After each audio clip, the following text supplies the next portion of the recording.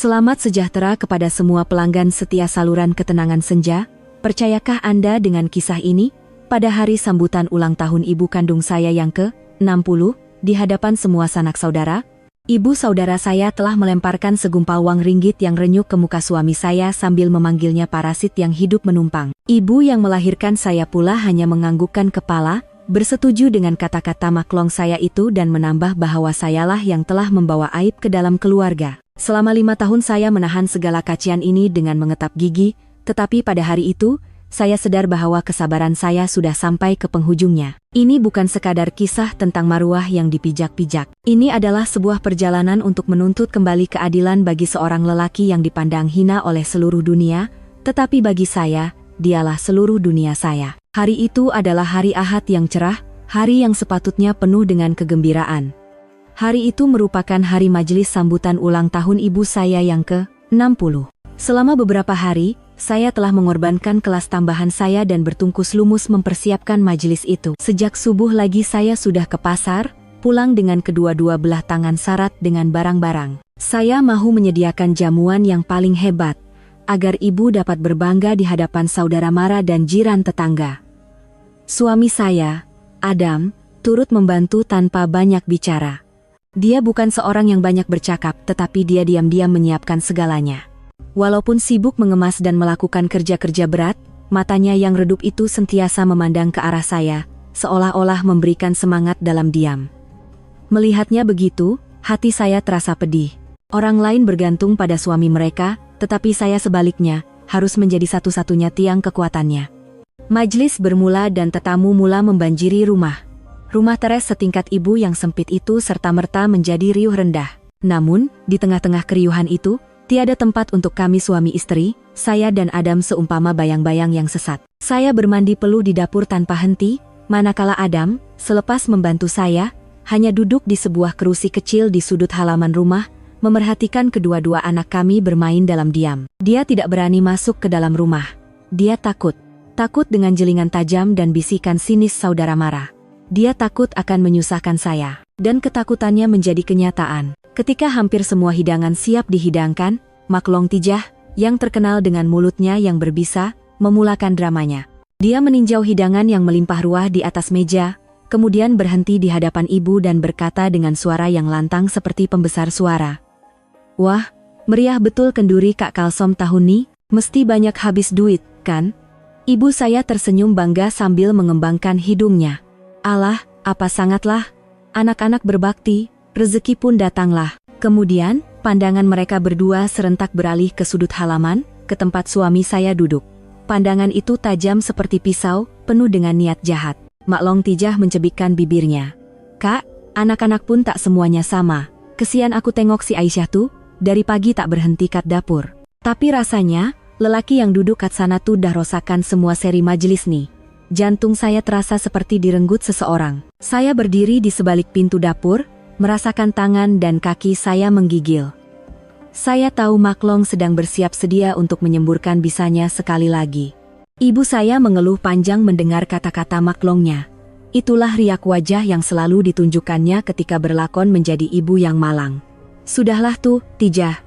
Aku pun dah pening kepala nih. Orang lain bangga dapat menantu, tapi aku nih. Ibu tidak menyudahkan ayatnya, tetapi pandangan menghina itu sudah cukup untuk menceritakan segalanya. Maklong Tijah, seolah-olah mendapat kekuatan, terus berjalan menuju ke arah suami saya. Dia bercekak pinggang dan memandang suami saya dari atas ke bawah, seolah-olah melihat sesuatu yang kotor.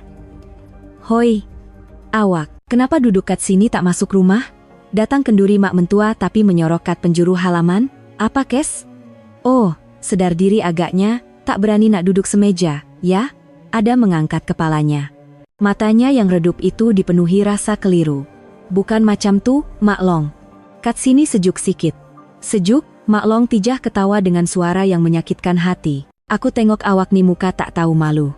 Dah kahwin 5 tahun, anak dah 2 orang, masih hidup menumpang keluarga mentua. Tak malu ke? Kononnya lelaki, tapi tak ada kebolehan, asik terperap kat rumah, kikis duit bini. Baju yang awak pakai itu pun duit si Aisyah yang cari, kan? Betul tak? Setiap perkataan Maklong seperti hentaman tukul di dada saya. Darah saya terasa mendidih. Saya mau meluru keluar dan menutup mulut perempuan itu, tetapi saya tidak boleh.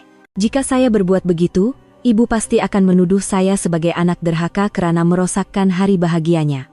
Saya hanya mampu berdiri sambil menggenggam penumbuk hingga pucat. Adam menundukkan kepalanya dalam-dalam. Bahunya kelihatan terhinjut-hinjut. Saya tahu dia terluka. Walaupun dia tidak mengingati siapa dirinya, dia masih mempunyai marwah sebagai seorang manusia. Apabila dia hanya diam, Mak Long menjadi semakin galak. Dia menjerit kepada orang ramai di dalam rumah, seolah-olah mahu seluruh dunia mendengarnya. Tengoklah semua, betapa bodohnya si Aisyah nih, dah jadi anak dara tua umur 35, sanggup kawin dengan entah siapa-siapa. Akhirnya, dia kutip pengemis dari bawah jambatan buat jadi suami. Sekarang bukan seorang, tapi 3 mulut nak kena suap. Macam mana agaknya masa depan budak-budak tuh dengan bapak macam nih? Kata-kata itu memutuskan tali kesabaran saya yang terakhir. Saya boleh tahan jika saya dan suami dihina, tetapi saya tidak akan bertolak ansur jika anak-anak saya disentuh. Saat saya hendak melangkah keluar, satu tindakan yang lebih kejam berlaku. Mak Long Tijah mengeluarkan beberapa keping uang kertas yang renyuk dari poketnya. Uang yang biasanya dilemparkan kepada peminta sedekah, dia mendekati suami saya dan melemparkan gumpalan uang itu ke arahnya. Uang kertas itu jatuh bertaburan di kakinya. "Nah, ambil nih," jerit Mak Long dengan tajam. "Aku sedekah. Ambil duit nih, belikan baju elok sikit untuk bini dengan anak-anak kau. Aku pulak yang malu tengok korang selekeh macam nih." Keheningan yang mengerikan menyelubungi ruang itu. Semua orang tergamam melihat adegan itu. Adam duduk tidak bergerak, matanya kosong. Anak-anak saya yang melihat uang dilemparkan kepada ayah mereka, mula menangis ketakutan.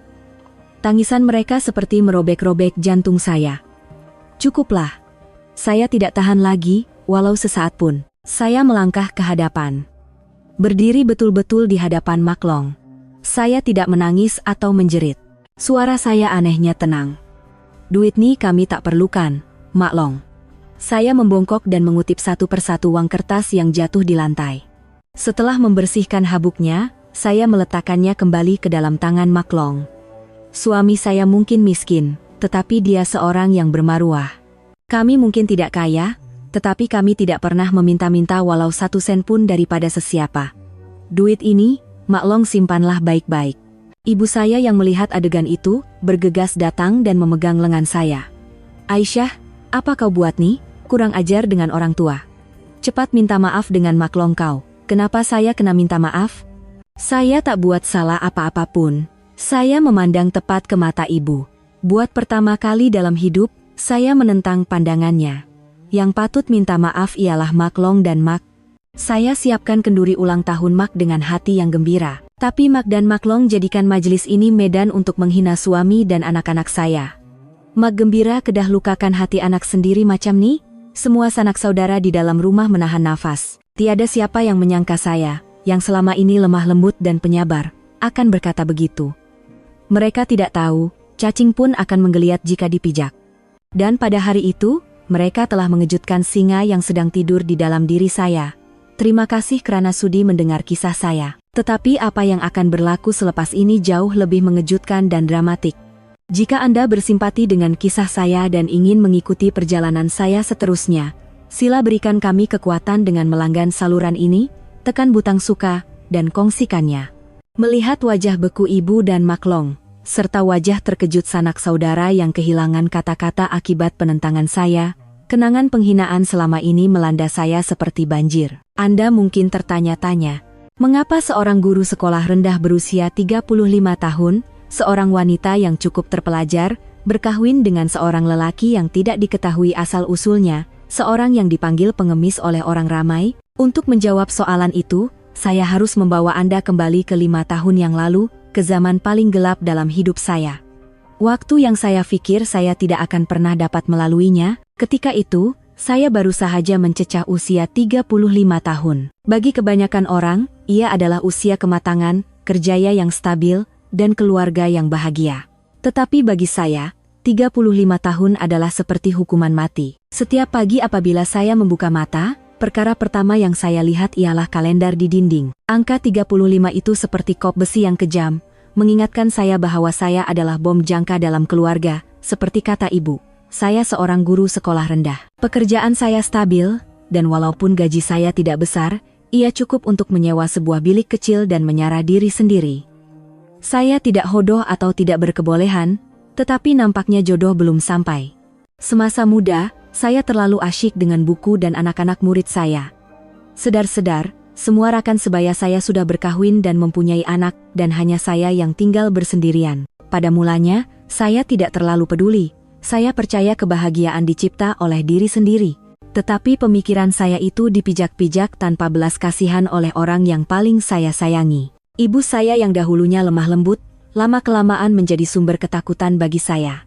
Setiap kali saya pulang ke kampung pada hujung minggu, makan malam keluarga bukan lagi waktu yang mesra. Ia menjadi sebuah mahkamah yang menghakimi dosa saya sebagai seorang anak darah tua. Ibu lebih banyak mengeluh daripada bercakap. Setiap keluhannya seolah-olah menyalahkan saya sebagai punca segala malang di dunia. "Mak dah malu nak keluar rumah," katanya sambil menyisihkan isi ikan untuk saya, tetapi pandangannya jauh menerawang. Kalau keluar, orang asyik tanya, "Aisyah apa kabar sekarang?" Mak nak jawab apa? "Nak," kata anak darah umur dah lebih 30 masih tak kahwin-kahwin, mak malu. Saudara marah, terutamanya Mak Long Tijah, adalah pisau yang lebih tajam. Dia tidak berlapik seperti ibu. Dia menikah maruah saya secara terang-terangan dengan kata-kata yang paling berbisa. Setiap kali hari raya atau kenduri kendara, dia akan menjadikan saya bahan jenaka. "Kau ni memilih sangat agaknya, sampai sekarang tak ada orang nak. Keada cacat celakat mana-mana. Cakaplah, mana tahu kami boleh tolong." Pernah sekali dia menarik saya ke tengah rumah, dan menilik saya seperti orang mahu membeli barang. "Muka elok, kerja pun stabil. Kenapa tak kawin-kawin lagi? Mesti perangai teruk nih." Perempuan kalau cerewet sangat, memang hidup soranglah sampai ketua. Pada mulanya, saya coba untuk tidak mengendahkan kata-kata itu. Tetapi apabila sentiasa mendengarnya, ia menjadi racun yang perlahan-lahan menghakis jiwa saya. Saya mula meragui diri sendiri. Adakah saya benar-benar seorang yang berperangai pelik? Kemuncaknya adalah apabila ibu mengaturkan janji temu untuk saya. Seperti pemburu yang terdesak, dia membawa pulang sesiapa sahaja. Dan ada satu pertemuan yang tidak akan pernah saya lupakan. Seorang lelaki berusia lebih 40 tahun, berperut buncit dan rambut berminyak, seorang pemilik kedai bahan binaan. Dia memandang saya dari atas ke bawah dengan pandangan yang kurang sopan, seolah-olah saya ini barang dagangan. Dia berkata secara terang-terangan, "Terus terang saya cakap, Cik Aisyah, umur macam ni masih solo, nampak tak elok lah. Gaji cikgu berapa sangatlah. Kalau kawin dengan saya, hidup Cik Aisyah senang. Rumah ada, kereta ada. Awak cuma perlu duduk rumah, lahirkan seorang anak lelaki untuk saya, selebihnya apa awak nak semua saya bagi." Dia mengenyitkan matanya dengan miang dan coba memegang tangan saya dengan tangannya yang kasar. Saya menarik tangan saya seolah-olah terkena api. Rasa loya naik ke kerongkong. Tanpa berkata apa-apa, saya bangun, membayar bahagian saya, dan terus pergi dari situ. Malam itu, ibu menelepon. Tanpa bertanya kabar, dia terus menjerit. "Kau dah gila ke? Lelaki kaya macam tu kau lepaskan? Kau tak tahu ke orang kata kau tu dah tua, dah expired?" Saya mematikan telepon dan terduduk di lantai. Bilik sewa yang kecil itu terasa seperti penjara yang menyesakkan. Saya menangis tanpa suara. Terasa begitu sedih dan tidak berdaya. Apa salah saya? Selama beberapa hari selepas itu, saya mengalami kemurungan yang teruk. Saya tidak boleh tidur, dan apabila berdiri di hadapan kelas, saya terpaksa senyum. Tetapi senyuman itu terasa kosong dan herot. Banyak malam saya habiskan dalam kegelapan, memeluk lutut sambil bertanya pada diri sendiri, apa makna hidup saya? Kesunyian dan keputusasaan menghakis saya setiap hari. Saya sangat mendambakan hubungan yang tulus, huluran tangan yang tidak akan mempersoalkan kegunaan saya. Ketika saya terkapai-kapai dalam payah keputusasaan, saya tidak tahu bahwa takdir sedang menyediakan satu pertemuan untuk saya. Pada suatu malam hujan lebat, di bawah sebuah jejambat di Kuala Lumpur, satu pertemuan yang akan mengubah hidup saya sepenuhnya sedang menanti. Kemurungan yang berpanjangan membuatkan saya hampir kehabisan tenaga. Saya mula mempunyai tabiat berjalan sendirian tanpa tujuan pada waktu malam. Ia adalah cara saya untuk melarikan diri dari realiti yang kejam. Dan pada suatu malam bulan Julai yang hujan lebat, malam yang mengubah segalanya, saya bertemu dengannya. Malam itu, hujan turun di Kuala Lumpur seolah-olah langit bocor. Saya berjalan tanpa payung, membiarkan seluruh badan saya basah kuyup. Saya tidak mau pulang ke bilik sewa yang menyesakkan, jadi saya berlindung di bawah jejambat yang berdekatan. Di bawah jejambat itu lembab dan gelap, dengan bau busuk campuran sampah dan kemiskinan. Tiba-tiba, saya terdengar suara rintihan yang samar dari sudut yang gelap. Suara yang lemah dan terputus-putus itu seperti suara orang yang menanggung kesakitan yang amat sangat. Pada mulanya, saya sedikit takut dan mahu beredar. Tetapi rintihan itu kedengaran lagi, kali ini lebih mendesak. Hati nurani saya sebagai seorang manusia dan seorang guru menahan saya. Jika ada orang yang benar-benar dalam bahaya, dan jika saya tidak mempedulikannya hari ini, apa bezanya saya dengan mereka yang tidak mempedulikan penderitaan saya? Saya memberanikan diri dan menyalakan lampu suluh dari telepon bimbit saya yang usang. Saya berjalan berhati-hati ke arah suara itu. Cahaya samar itu menyuluh timbunan sampah yang kotor, kemudian berhenti pada satu susuk tubuh yang sedang terbaring. Seorang lelaki. Dia terbaring di atas lantai simen yang sejuk, seluruh badannya basah kuyup dengan pakaian yang compang camping. Dia menggigil, dan saya dapat mendengar giginya berlaga. Saya mendekatinya dengan berhati-hati dan meletakkan tangan saya di dahinya. Kulitnya panas seperti api. Dia sedang demam panas. Ketika itu, kilat membelah langit, dan cahaya seketika itu menyinari wajah lelaki itu. Saya terkejut. Walaupun wajahnya kotor, saya dapat melihat raut wajahnya sangat jelas dan kacak. Hidungnya mancung, dahinya luas, dan walaupun matanya tertutup rapat, bulu matanya lentik. Ini bukan wajah seorang gelandangan. Walaupun tidak sadarkan diri, dia menggumamkan sesuatu. Saya mendekatkan telinga saya. Walaupun tidak banyak yang dapat difahami, satu nama sentiasa diulang-ulang.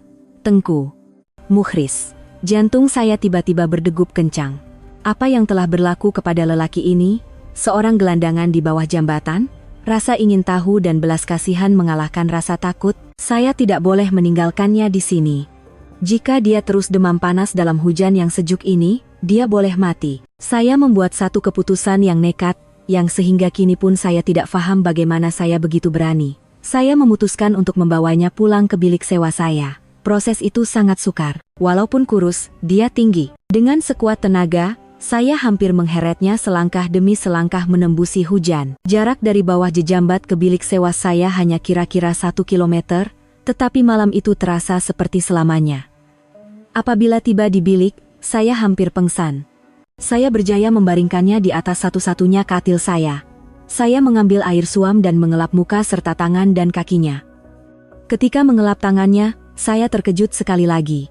Walaupun ada beberapa luka, tangannya sangat bersih, jari jemarinya runcing dan panjang, dan kukunya dipotong rapi. Ini bukan tangan seorang pekerja kasar. Malam itu, saya hampir tidak tidur. Saya duduk di sebelahnya, sentiasa mengelap dahinya untuk menurunkan suhu badannya. Saya membelikannya obat dan menyuapnya bubur sesudu demi sesudu. Walaupun tidak sadarkan diri, dia terus menyebut nama Tengku Mukhris. Semakin saya menjaganya, semakin kuat perasaan saya bahwa lelaki ini menyembunyikan satu rahasia. Menjelang subuh, demamnya mulai reda. Dia tidur dengan nyenyak dan tenang. Saya duduk di kerusi kayu di sebelah katil. Walaupun letih, hati saya anehnya tenang. Menyelamatkan satu nyawa seolah-olah mengisi kekosongan dalam jiwa saya. Tanpa sadar, saya tertidur. Apabila saya membuka mata, hari sudah cerah. Lelaki itu sudah sedar. Dia duduk bersandar di dinding, memandang saya. Matanya yang jernih selepas demam itu kelihatan dalam, tetapi keliru seperti anak yang sesat. Dia memandang saya, kemudian melihat sekeliling bilik yang asing, dan kemudian melihat pakaiannya yang bukan miliknya. Dia memegang kepalanya, dengan riak wajah yang penuh kesakitan dan kebingungan. Apabila melihat saya sudah bangun, dia membuka mulutnya perlahan. Suaranya serak karena sakit, tetapi kedengaran hangat dan merdu. "Siapa awak?" tanyanya. Sebelum sempat saya menjawab, dia melemparkan satu lagi soalan. Soalan yang menjadi permulaan kepada segalanya, soalan yang mengikat takdir kami berdua selamanya. Dia memandang tepat ke mata saya dan bertanya dengan pandangan yang penuh keputusasaan. "Kalau begitu, siapa saya?" Soalannya, "Kalau begitu, siapa saya?" terapung di udara sunyi bilik sewa saya. Ia bukan sekadar rasa ingin tahu, tetapi satu jeritan meminta tolong dari lubuk jiwa yang kosong. Saya melihat matanya yang jernih tetapi kosong, dan hati saya terasa pedih. Saya berkata dengan suara yang setenang dan selembut mungkin. Awak pengsan di bawah jejambat karena demam panas. Saya yang bawa awak ke sini. Mungkin sebab demam terlalu panas, awak hilang ingatan buat sementara waktu. Rehatlah secukupnya, nanti ingatan awak akan pulih perlahan-lahan. Dia memandang saya, kemudian memandang kedua-dua belah tangannya. Kekeliruan yang amat sangat terpancar di wajahnya. Dia tidak berkata apa-apa lagi, hanya merenung kosong ke hadapan. Selama beberapa hari selepas itu, bilik sewa saya mempunyai seorang penghuni baru yang tidak dijangka. Saya memberinya nama sementara, Adam. Dengan harapan nama yang bermaksud teguh dan kuat itu akan memberinya kekuatan. Adam adalah seorang pesakit yang sangat istimewa. Dia tidak pernah meminta atau merungut, dan dia sangat pendiam serta bertimbang rasa. Dan dalam masa yang singkat saya tinggal bersamanya, saya mula menyadari keistimewaannya. Tutur katanya sangat sopan. Daripada kosakata dan tata bahasa yang digunakannya, saya dapat tahu dia seorang yang berpendidikan tinggi. Ketika makan, cara dia menggunakan sudu dan garpu sangat tertib, dan dia makan dengan kemas tanpa berbunyi. Itu adalah adab seseorang yang dididik dalam keluarga yang baik. Pernah sekali, saya sedang menanda kerja rumah murid-murid dan tersekat pada satu soalan kabat matematik darjah 5 yang agak sukar. Adam yang duduk berdekatan, menjeling ke arah buku saya dan tiba-tiba berkata, soalan ini lebih mudah difahami kalau guna kaedah model bar. Kemudian, dia melukiskan model bar untuk saya dan menerangkan cara menganalisis soalan itu secara logik, langkah demi langkah. Penyelesaiannya jauh lebih ringkas dan jelas berbanding cara saya. Bagaimana seorang yang hilang ingatan boleh menyelesaikan soalan matematik yang sukar ini dengan begitu mudah? Petunjuk-petunjuk kecil ini semakin menguatkan keyakinan saya. Dia pastinya seorang yang sangat hebat pada masa lalunya. Hanya kemalangan ngeri yang telah meragut ingatannya dan membawanya ke situasi ini.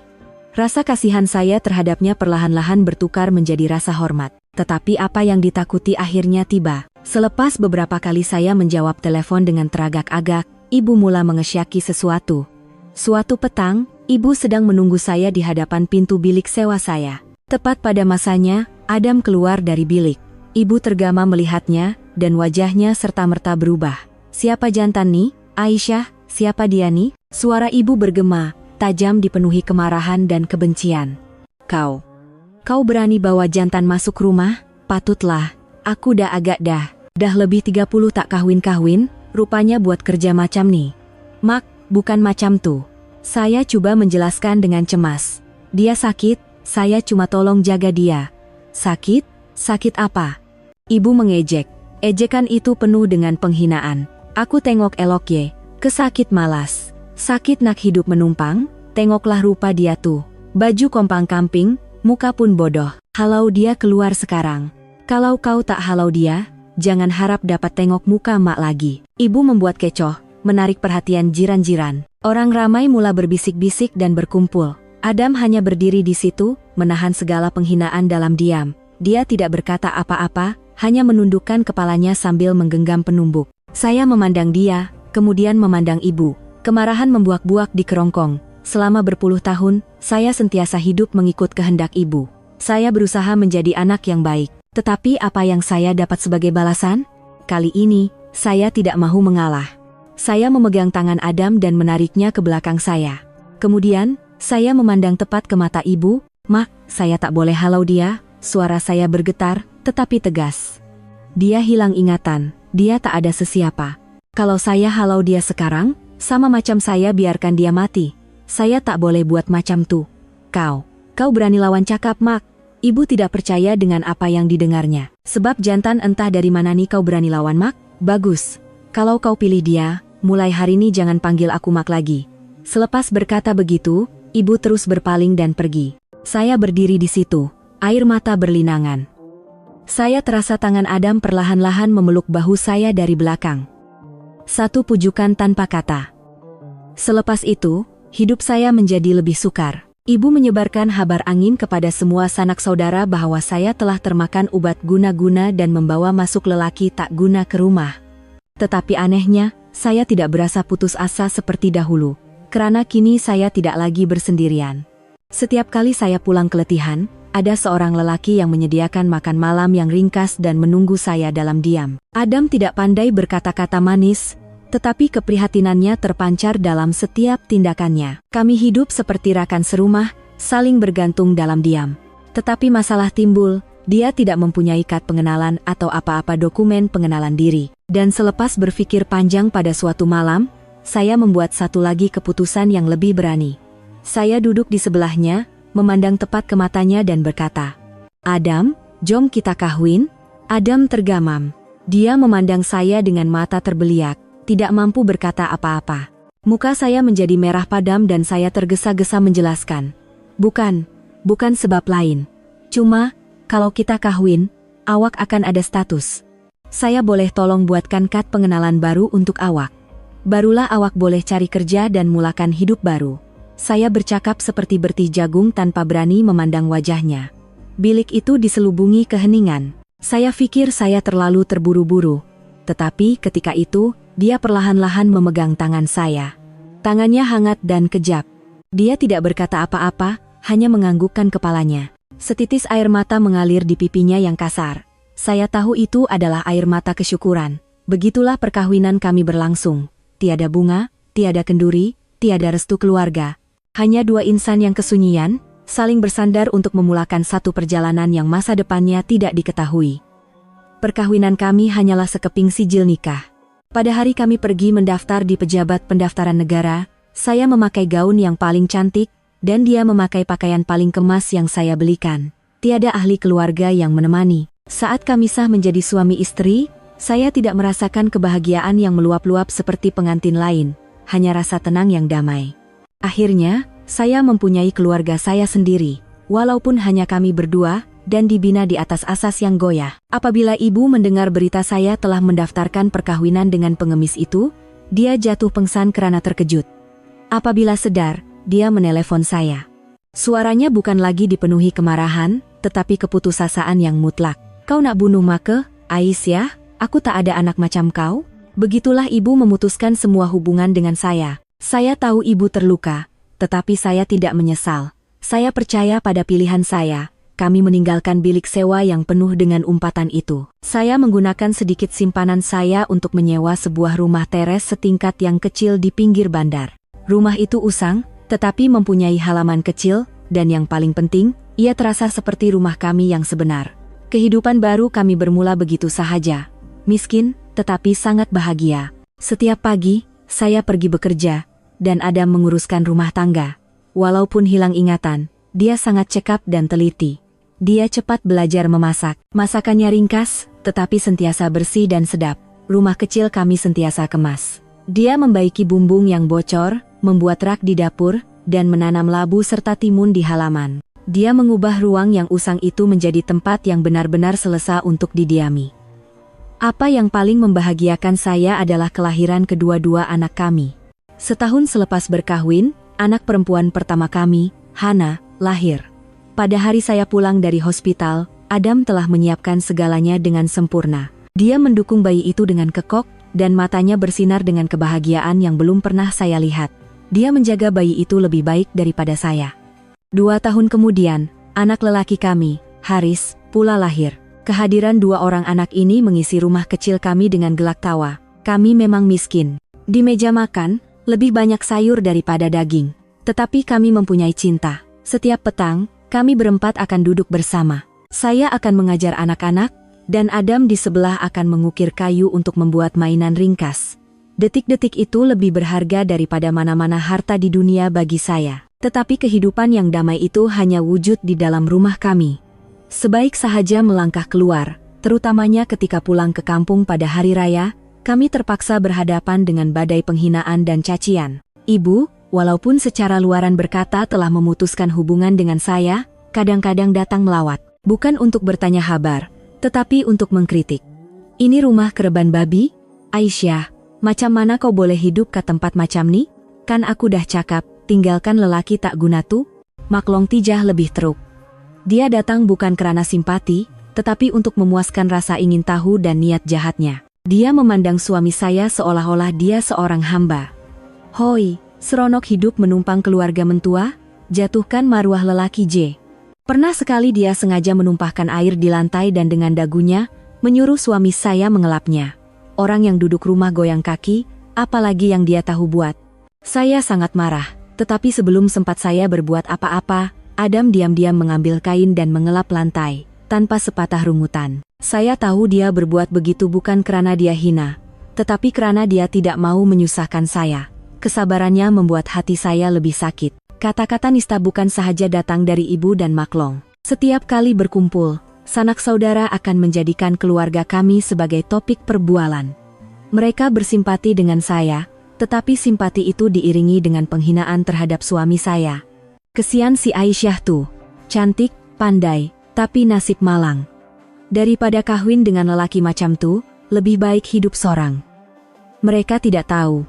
Di sebalik penampilan yang miskin dan selekeh itu, saya menjalani kehidupan yang bahagia dan tenang, sesuatu yang mungkin mereka sendiri tidak miliki.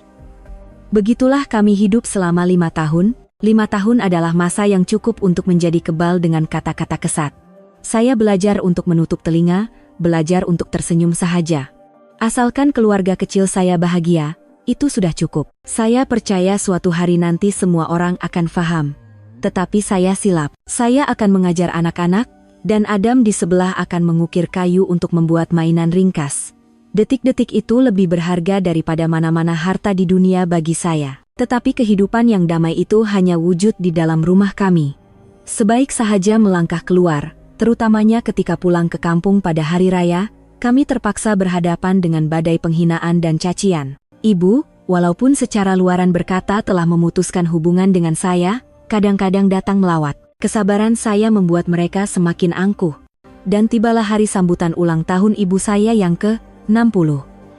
Hari di mana titisan air terakhir melimpahkan gelas.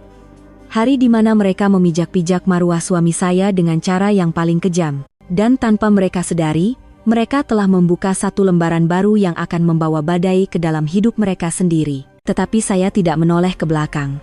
Apabila pintu rumah ibu tertutup rapat di belakang saya, sesuatu di dalam diri saya hancur, tetapi pada masa yang sama, sesuatu yang lebih kuat sedang tumbuh.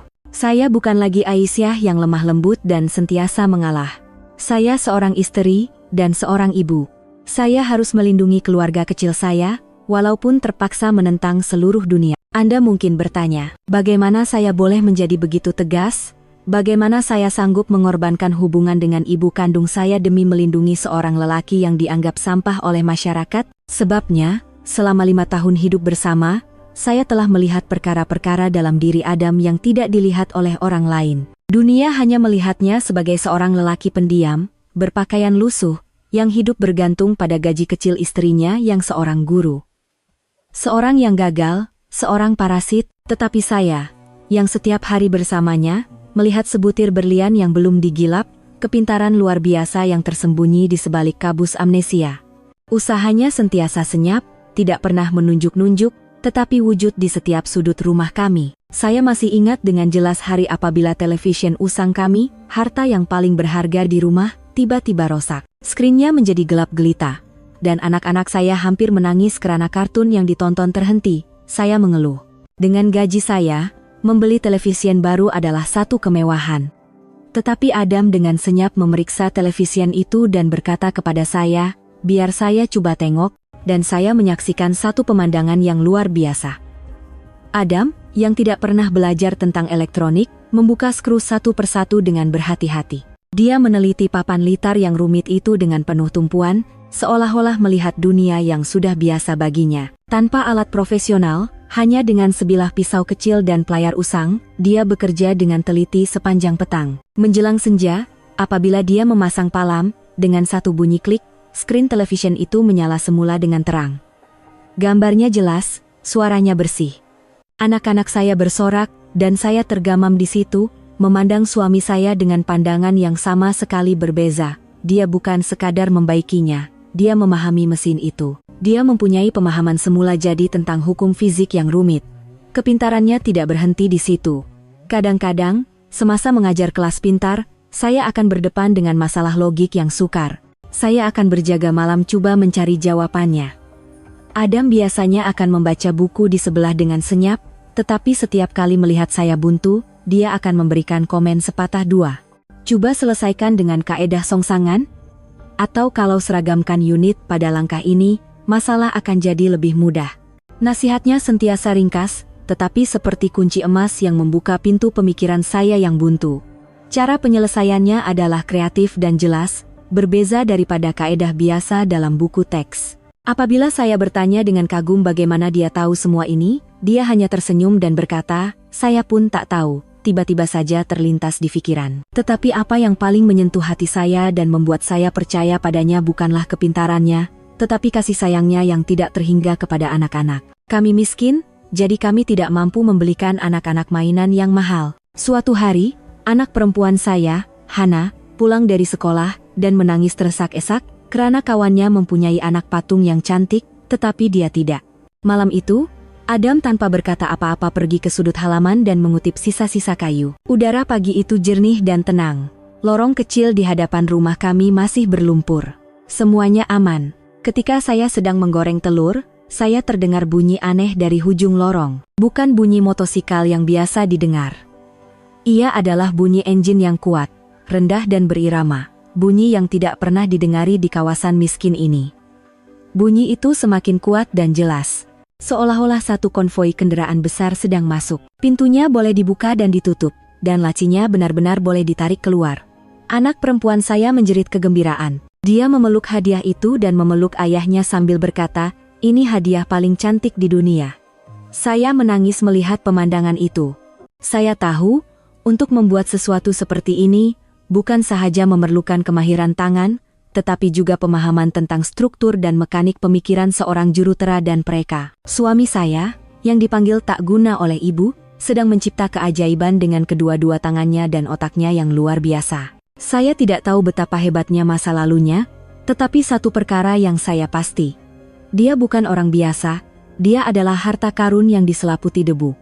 Dan saya mungkin satu-satunya orang di dunia ini yang menyadari nilai sebenar harta karun itu. Oleh itu, saya bersedia untuk mempertaruhkan segalanya untuk melindunginya. Saya percaya, suatu hari nanti apabila kabus yang menyelubungi mindanya hilang, seluruh dunia akan terkejut. Tetapi saya tidak pernah bermimpi bahwa hari itu akan tiba begitu cepat, dan dengan cara yang begitu dramatik. Selepas kekecohan di rumah ibu, kehidupan kami kembali kepada rutin yang tenang.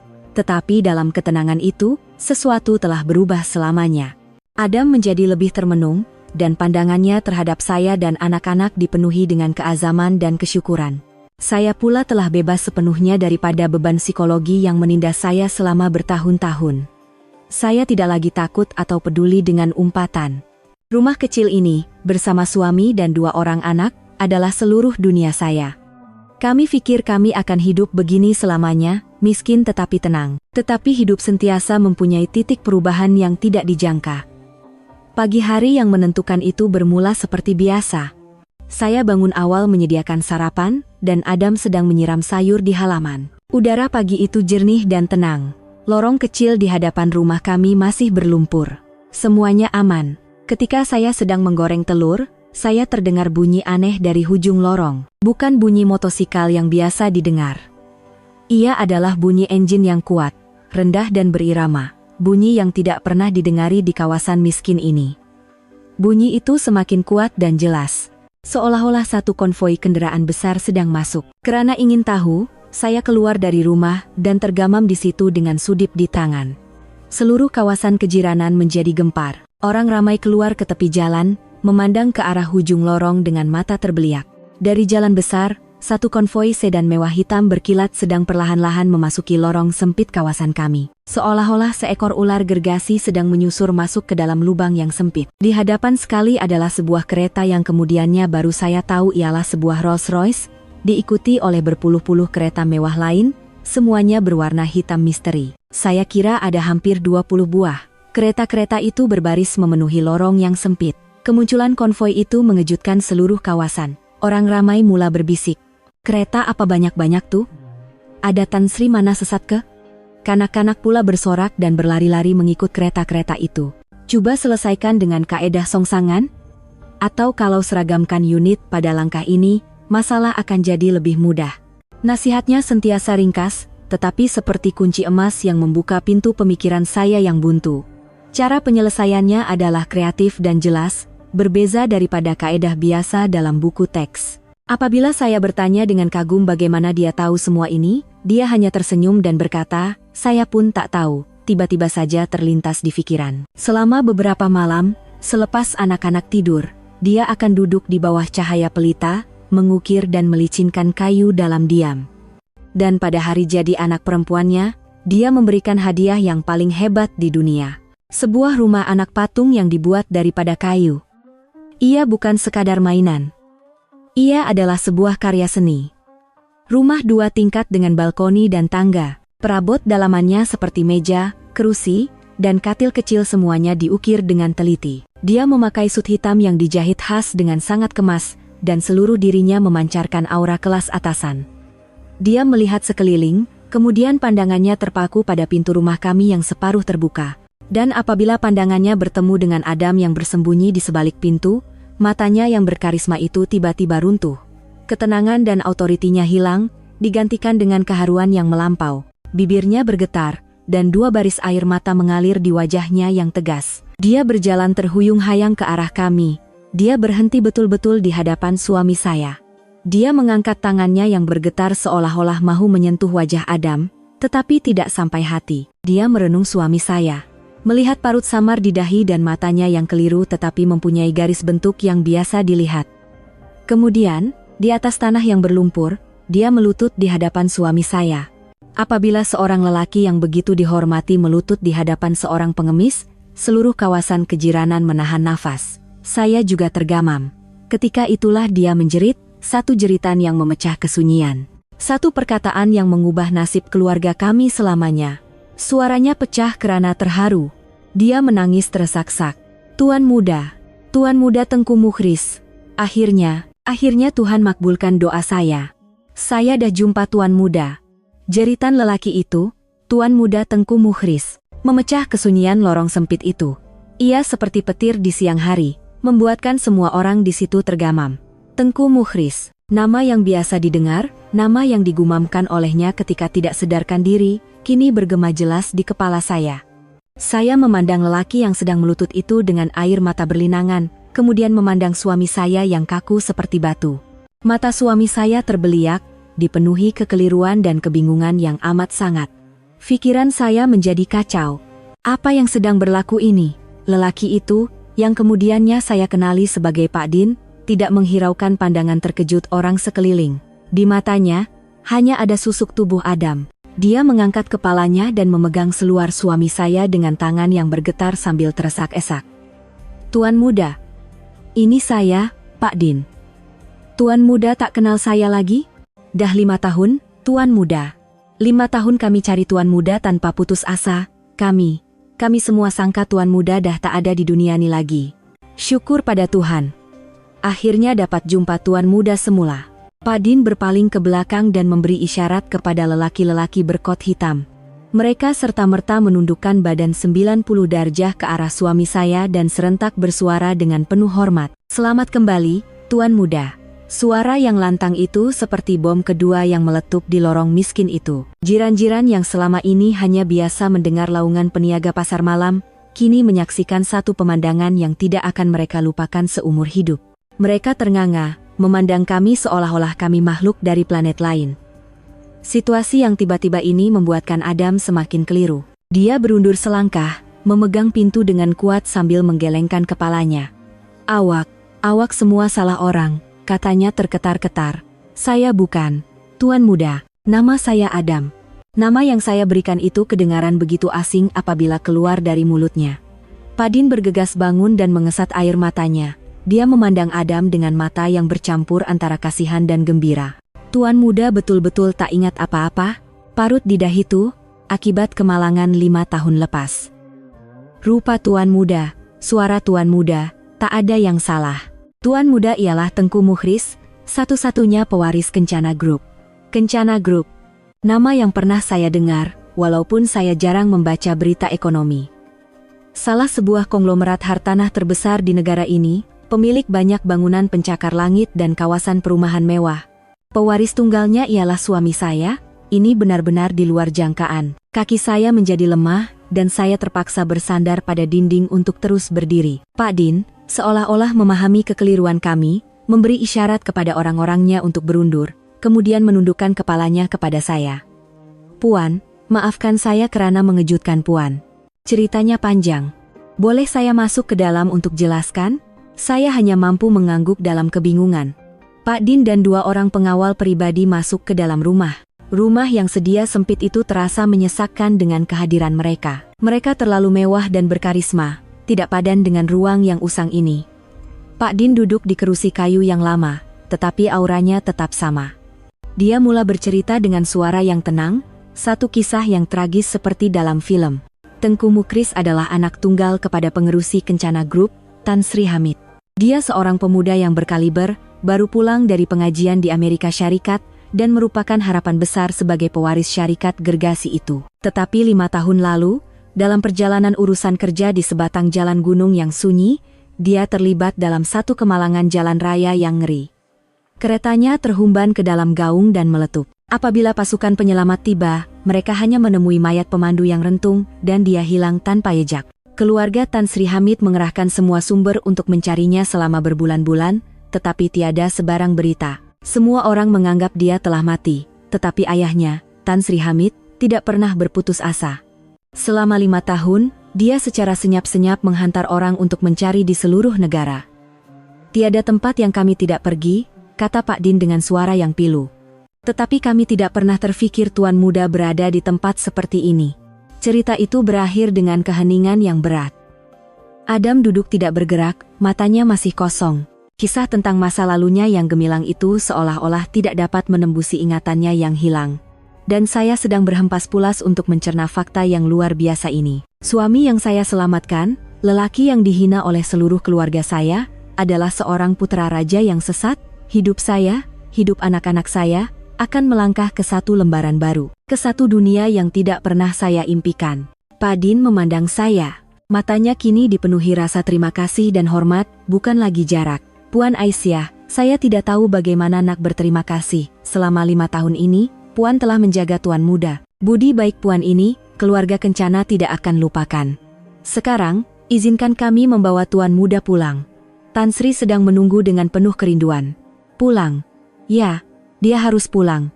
Di sanalah rumahnya yang sebenar." Tiba-tiba rasa cemas melanda hati saya. Jika dia pergi, apa akan jadi pada saya dan anak-anak? Seolah-olah dapat membaca pikiran saya, Pak Din menyambung dengan sopan. "Dan sudah tentu, Puan dan kedua-dua anak juga akan kami bawa bersama. Puan adalah istri Tuan Muda dan penyelamat seluruh keluarga kami. Kedua-dua anak itu adalah satu-satunya cucu Tan Sri, di mana Tuan Muda berada. Disitulah Puan dan anak-anak sepatutnya berada." Berita tentang konvoi kereta mewah yang menyekat lorong sempit kawasan kami dan penemuan pewaris konglomerat terkemuka negara yang hilang, tersebar lebih pantas daripada angin. Jiran-jiran yang sudah pulih dari kejutan, mengeluarkan telepon bimbit mereka, mengambil gambar dan video, dan menelepon ke sana-sini menyebarkan berita. Tidak sampai sejam, kisah yang sukar dipercaya itu telah melalui beberapa kawasan perumahan dan akhirnya sampai ke telinga orang yang paling tidak saya mahu tahu, Ibu dan Mak Long Tijah. Saya dapat bayangkan reaksi mereka apabila mendengar berita itu. Pada mulanya, pasti mereka ragu-ragu. Tetapi apabila gambar dan video konvoi kereta mewah dan pengawal pribadi yang menunduk hormat di hadapan rumah kami dihantar, keraguan itu pasti bertukar menjadi kejutan yang tidak terhingga. Dan sejurus selepas kejutan itu, pastinya akan ada perubahan sikap yang lebih pantas daripada kelajuan cahaya. Seperti yang saya jangkakan, semasa Pak Din sedang membantu kami bersiap untuk pergi, 2 susuk tubuh yang biasa dilihat muncul di hujung lorong, Ibu dan Mak Long Tijah. Mereka berdua tercungap-cungap dengan muka merah padam, merempuh orang ramai yang ingin tahu dan bergegas ke rumah kami. Ibu, yang kononnya telah memutuskan hubungan dengan saya, kini berlari ke arah saya dengan kelajuan yang tidak pernah saya jangkakan.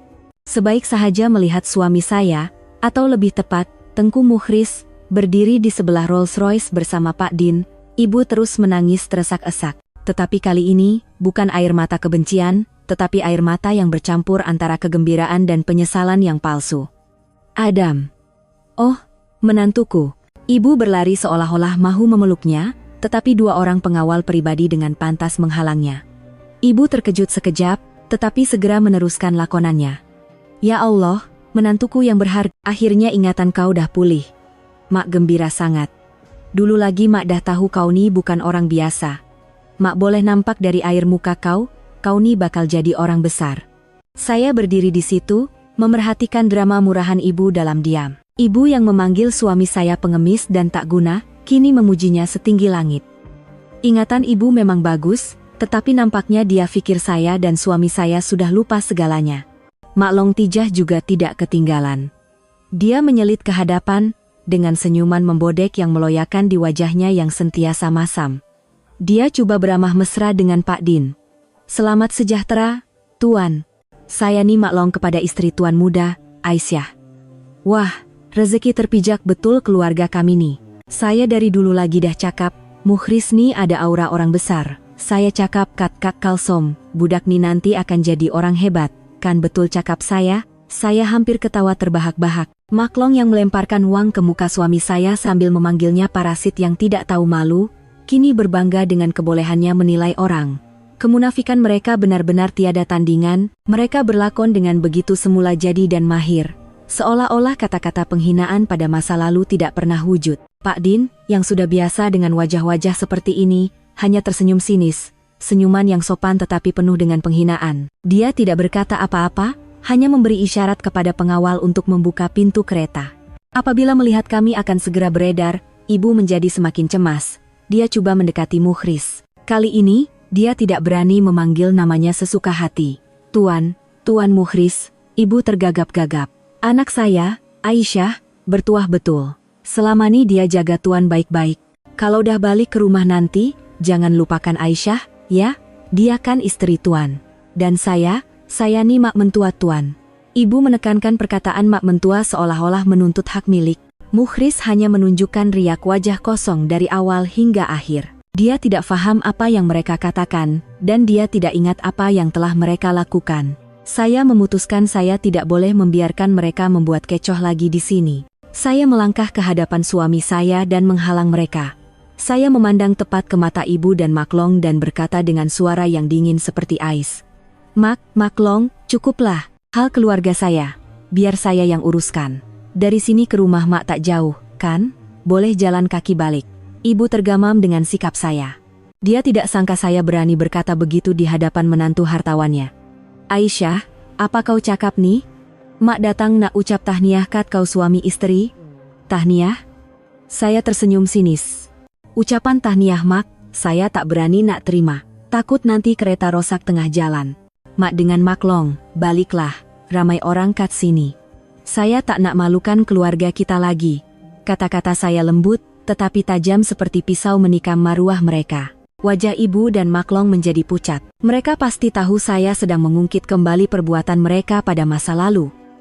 Mereka kehilangan kata-kata, hanya mampu memandang kami dengan riak wajah yang marah dan malu. Saya tidak berkata apa-apa lagi, hanya memapah Mukhris masuk ke dalam kereta. Kedua-dua anak saya sudah berada di dalam kereta lain. Saya memandang ibu dan Mak Long buat kali terakhir, kemudian menutup pintu kereta dengan kuat.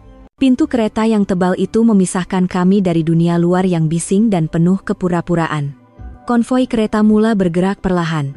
Meninggalkan lorong yang berlumpur, pandangan terkejut jiran-jiran, dan dua orang wanita yang berdiri terkulai dengan topeng yang telah tertanggal. Saya tahu, ini hanyalah permulaan. Drama mereka tidak akan berakhir di sini, dan perjuangan saya untuk melindungi keluarga baru saya juga baru sahaja bermula. Rolls-Royce itu meluncur dalam keheningan mutlak. Ia tidak seperti mana-mana kereta yang pernah saya naiki.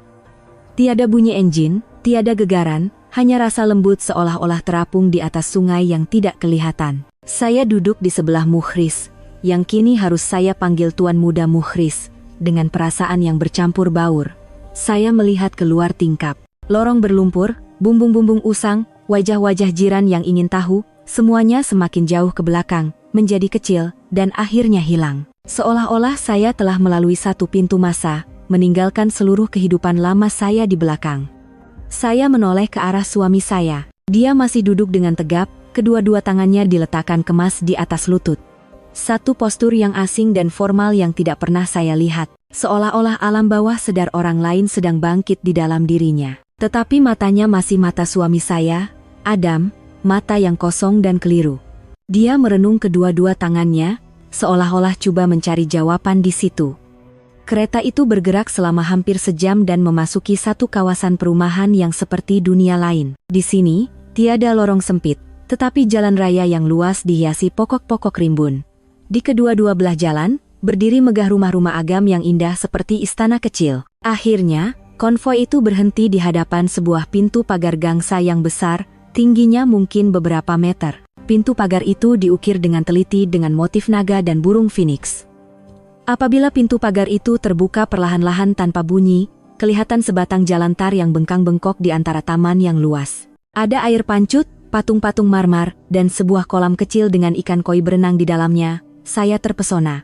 Semua kekayaan yang pernah saya lihat seumur hidup saya jika digabungkan, mungkin tidak setanding dengan satu sudut di sini. Ini bukan rumah, ini adalah sebuah istana. Apabila kereta berhenti di hadapan anjung rumah agam itu, saya hampir menahan nafas. Rumah agam itu dibina dengan seni bina klasik Perancis, sebuah istana putih yang megah. Berpuluh-puluh orang gaji beruniform berbaris dalam dua barisan dari pintu kereta hingga ke pintu utama. Apabila kami turun, mereka serentak menundukkan kepala.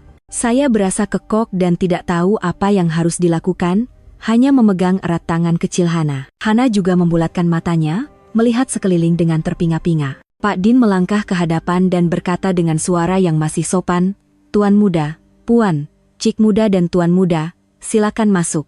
Tan Sri sedang menunggu di dalam." Sebaik sahaja melangkah masuk, saya sekali lagi terpesona. Lantainya adalah marmer yang berkilat seperti cermin, dan di siling yang tinggi tergantung sebuah chandelier kristal gergasi yang berkelip-kelip seperti galaksi. Sofa, piano, lukisan di dinding. Setiap barang di dalam rumah itu memancarkan aura kemewahan dan keagungan yang membuatkan seseorang berasa kerdil. Saya berasa seperti tersalah masuk ke dalam museum. Di tengah-tengah ruang tamu, di atas sebuah kerusi malas kulit berwarna merah gelap, duduk seorang lelaki tua. Rambutnya putih, tetapi badannya tegap, dan wajahnya yang bersegi memancarkan karisma seseorang yang biasa memberi arahan. Matanya yang dalam dan tajam bersinar di sebalik cermin mata berbingkai tanduk. Saya tahu, dialah ayah Mukhris, Tan Sri Hamid, pengerusi Kencana Group. Apabila melihat kami masuk, dia bangun dari kerusinya. Pada saat itu, semua karismanya seolah-olah hilang. Pandangannya terpaku pada anaknya, Mukhris, dan tidak beralih walau sesaat. Dia berjalan ke hadapan dengan langkah yang sedikit goyah. Tanpa berkata apa-apa, dia mengangkat tangannya dan menyentuh parut di dahi anaknya dengan lembut. Tangannya bergetar, dan bibirnya terkunci rapat. Dia sedang menahan emosi yang mahu meletus. "Mukhris, betul ke ini kamu?" Suaranya pecah. Dia memeluk anaknya dengan erat. Satu pelukan yang membawa bersamanya 5 tahun pencarian yang sia-sia, 5 tahun penderitaan dan penyesalan. Mukhris hanya berdiri kaku di dalam pelukan orang asing yang memeluknya. Selepas beberapa ketika, Tan Sri Hamid melepaskan anaknya. Dia berpaling ke arah saya dan kedua-dua anak. Pandangannya yang tajam meneliti saya dari kepala hingga ke kaki, seolah-olah mahu menembusi isi hati saya.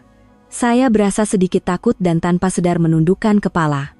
Tetapi suaranya, anehnya, hangat. "Terima kasih," katanya. "Terima kasih karena menjaga anak saya selama ini.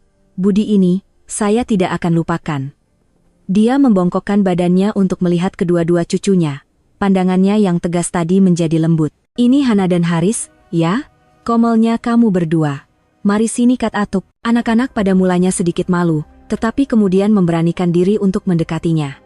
Dia memeluk kedua-dua anak itu, dan setitis air mata yang jarang dilihat mengalir di pipinya yang berkedut. Ketika itu, seorang lelaki lain turun dari tangga.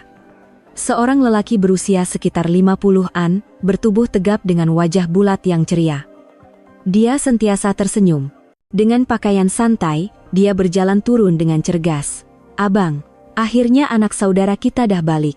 "Syukur alhamdulillah," katanya dengan suara yang riang. Dia mendekati Mukhris dan menepuk bahunya dengan mesra. "Mukhris, ingat Pak Ngah lagi tak? Pak Ngah Rashid nih. Dialah adik kandung Tan Sri Hamid, dan bapak saudara suami saya, Encik Rashid." Dia memandang saya dan tersenyum lebih lebar. "Selamat datang, anak saudaraku. Nama Aisyah, kan? Pak Din dah cerita semuanya. Awaklah penyelamat keluarga kami. Terima kasih banyak-banyak." Dia mengucapkan terima kasih dengan penuh semangat sambil menggenggam tangan saya dengan erat. Tetapi anehnya, saya terasa satu kedinginan yang tidak dapat dijelaskan dari tangannya. Dan apabila saya mengangkat kepala dan melihat matanya, senyumannya sangat lebar, tetapi matanya tidak tersenyum. Di sebalik penampilan yang mesra dan ceria itu, saya merasakan satu perhitungan dan penelitian yang dingin. Seolah-olah dia sedang menilai saya, mencari kelemahan saya. Gerak hati saya memberitahu, lelaki ini bukan orang yang biasa. Dunia baru yang baru saya masuki ini, bukan sahaja dipenuhi kekayaan yang mempesonakan, tetapi juga peraturan yang tidak kelihatan, hubungan yang rumit, dan bahaya yang tidak dapat saya jangkakan. Beberapa hari pertama di rumah Agam itu seperti mimpi bagi saya. Mimpi yang indah tetapi meresahkan. Saya dan anak-anak ditempatkan di satu sayap khas yang lebih besar daripada keseluruhan rumah teres kami dahulu. Segala-galanya, dari makan, tidur, hingga pakaian, diuruskan oleh orang gaji. Pakaian guru saya yang ringkas digantikan dengan gaun-gaun berjenama mahal yang tidak pernah saya dengar namanya. Kedua-dua anak saya sangat gembira. Ada bilik mainan yang besar, taman yang luas untuk berlari, dan orang gaji yang memenuhi setiap permintaan mereka. Melihat kegembiraan anak-anak, hati saya sedikit terubat, tetapi saya sendiri tidak dapat menyesuaikan diri. Di tengah-tengah kemewahan ini, saya berasa sunyi dan terasing. Semua orang di rumah, dari bapak mentua hingga orang gaji, sangat menghormati saya dan memanggil saya Puan Aisyah. Tetapi saya tahu, di dalam pandangan mereka, saya masih seorang guru miskin dari kampung yang bernasib baik bertemu dengan seorang putra raja. Saya merindui hari-hari di rumah lama, di mana walaupun miskin, saya boleh menjadi diri sendiri. Di sini, saya terpaksa belajar cara berjalan, cara bercakap, cara tersenyum yang sesuai dengan status istri seorang taikun. Semuanya meletihkan dan palsu. Suami saya, Mukhris, mendapat rawatan daripada pasukan perubatan terbaik. Dia masih tidak mengingati apa-apa dan sentiasa pendiam. Dia kelihatan lebih terasing daripada saya. Satu jarak yang tidak kelihatan telah wujud di antara kami. Saya bukan lagi satu-satunya tiang kekuatannya. Sementara saya berhempas pulas untuk menyesuaikan diri dengan kehidupan baru, bapak saudaranya yang sentiasa membuat saya tidak selesa, Pak Ngah Rashid, mula merancang sesuatu. Rancangannya tidak ketara, tetapi sangat licik dan jahat. Dia tidak pernah menunjukkan rasa tidak suka kepada saya. Sebaliknya, dia berlakon seolah-olah dialah orang yang paling mengambil berat tentang saya di dalam rumah itu. Suatu petang semasa makan malam, dia tiba-tiba mencadangkan, "Abang, apa kata kita adakan satu majelis kecil hujung minggu nih? Untuk merayakan kepulangan Mukhris dan memperkenalkan menantu baru kita, Aisyah, kepada rakan-rakan kongsi utama syarikat. Penting juga untuk orang tahu siapa istri bakal pengerusi kita nanti, kan?" Bapak mentua saya bersetuju. Mendengar kata-kata itu, hati saya menjadi risau. Saya takut dengan majelis dan orang ramai yang tidak dikenali. Ketika saya hendak menolak, Pak Ngah Rashid menoleh ke arah saya dan tersenyum memberi semangat. "Aisyah, jangan risau, majelis santai jadi diri sendiri, semua orang pasti akan suka awak." Kata-katanya kedengaran hangat, tetapi saya merasakan dia sedang menolak saya ke dalam perangkap yang telah digalinya. Dan firasat saya betul. Majelis itu diadakan di Dewan Besar Rumah Agam. Tetamu-tetamunya semua ahli perniagaan yang berjaya dan istri-istri mereka yang kaya raya. Mereka berpakaian mewah dan berbual mesra. Saya memakai gaun biru kehijauan yang cantik, disediakan oleh mereka khas, tetapi memakainya membuatkan saya berasa seperti anak patung yang memakai baju yang tidak padan. Pak Ngah Rashid datang kepada saya dan memuji melambung. "Wah, cantiknya anak saudara Pak Ngah malam nih. Kecantikan yang sederhana dan asli. Inilah kecantikan wanita Melayu sejati." Kerana pujiannya, istri-istri orang kenamaan di sekeliling memandang saya, tersenyum dan saling memberi isyarat mata. Saya serta-merta faham niatnya. Di tengah-tengah lautan gaun berjenama yang berkilauan, kesederhanaan saya menjadi sesuatu yang janggal dan kampungan, tetapi itu baru permulaan. Apabila majelis bermula, saya ditempatkan di sebelah bapak mentua dan rakan-rakan kongsi pentingnya. Meja makan dipenuhi dengan hidangan lazat yang tidak pernah saya lihat. Di hadapan saya, terdapat beberapa set pisau, garpu, dan sudu yang berlainan saiz. Saya keliru dan tidak tahu dari mana harus bermula. Hidangan pertama ialah sup sirip ikan yu. Dalam keadaan panik, saya mengambil sudu besar yang digunakan untuk hidangan utama. Serta-merta, Pak Ngah Rashid yang duduk di hadapan, berkata dengan kuat, seolah-olah takut orang lain tidak dengar. "Aisyah, guna sudu kecil yang paling luar tuh, Itulah sudusup. Orang kampung macam kita nih jarang guna kutleri barat, jadi tak biasalah. Tak apa, perlahan-lahan belajar. Meja makan menjadi senyap seketika. Semua pandangan tertumpu kepada saya, dan muka saya terasa panas menahan malu. Kata-katanya, secara luaran, kedengaran seperti ajaran yang baik, tetapi sebenarnya ia adalah pisau yang menikam marwah saya, satu tindakan untuk merendahkan saya di hadapan semua orang. Dia seolah-olah berkata, "Lihatlah, istri pewaris Kencana Group ini seorang yang kampungan, tidak tahu menggunakan sudu." Bapak mentua saya sedikit mengerutkan dahinya tetapi tidak berkata apa-apa, tidak berhenti di situ. Sepanjang majelis, Pak Ngah Rashid sengaja menumpukan perhatian kepada saya.